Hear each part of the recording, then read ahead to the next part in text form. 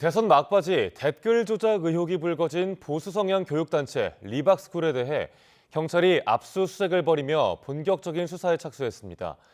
특정 후보를 위해 조직적으로 활동하며 당선에 유리한 여론을 형성하는 데 관여했는지와 댓글 장성에 대가가 있었는지 등이 핵심 쟁점이 될 전망입니다. 배민혁 기자가 보도합니다. 21대 대통령 선거운동 기간이 끝나갈 무렵 보수 성향 교육단체 리박스쿨의 댓글 조작 의혹이 불거졌습니다. 리박스쿨 손모 대표 등이 대선을 앞두고 국민의힘 김문수 후보를 지지하기 위해 이른바 자손단이라는 팀을 운영하며 댓글 조작을 벌였다는 의혹이 제기된 겁니다.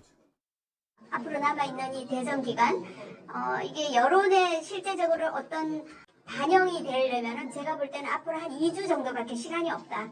지금부터 2주 동안에 뭔가를 마련하지 않으면 이 투표 결과에 크게 영향을 미칠 수 없을 것이다. 이들에 대한 고발장이 접수된 지 일주일도 안 돼 경찰이 압수수색에 착수하는 등 강제 수사에 나섰는데 실제 형사처벌이 가능할지에 대해서도 관심이 쏠립니다. 핵심은 조직적으로 활동한 정황이나 부정하게 오간 대가를 입증하는 데 있습니다. 지난 2012년 제18대 대선을 앞두고 벌어진 이른바 국가정보원 댓글 조작 사건 당시 재판부는 원세훈 전 국정원장이 장기간 조직적으로 댓글 조작을 지시하며 선거에 개입했다고 판단하며 징역 4년에 자격정지 4년을 선고했습니다. 또 제19대 대선을 앞두고 벌어진 이른바 드루킹 댓글 조작 사건 당시 매크로를 이용해 댓글을 조작한 드루킹 김동원 씨와 공모한 혐의로 기소된 김경수 전 경남지사도 대법원에서 징역 2년이 확정됐습니다.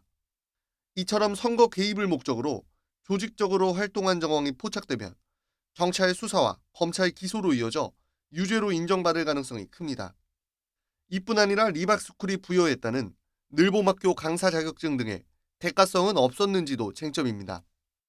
자발적이라면 대가를 굳이 안 받아도 내가 나서서 댓글을 단다든지 할 거 아니겠어요? 반드시 꼭 금전적인 대가는 아니더라도 문제가 될 수 있습니다.